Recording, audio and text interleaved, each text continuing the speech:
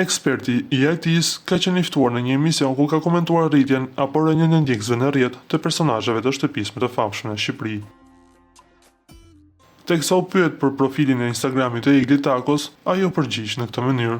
Pas daljes së Eglit nga shtëpia më e famshme në Shqipëri, numri i ndjekësve të saj u rrit shumë, por situata ndryshoi totalisht me rikthimin e saj në shtëpinë më të famshme në Shqipëri, ku dukse fancat po e braktisnin. Kjo gjë nuk është se prehet me thik. Edhe mund t'i kemë vlerë, por edhe mund të jetë një tjetër sulm për këtë gjë.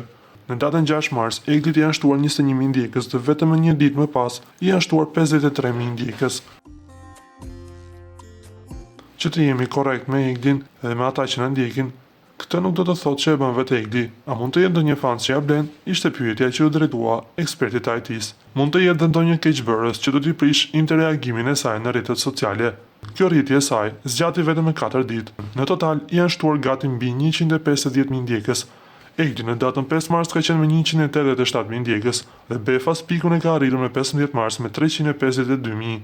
Dhe pastaj ka një rënje deri në 323.000 ndjekës dhe kjo do të thotë që me shumë mundësi do të shkojë tek 280.000 ndjekës me kalimin e kohës.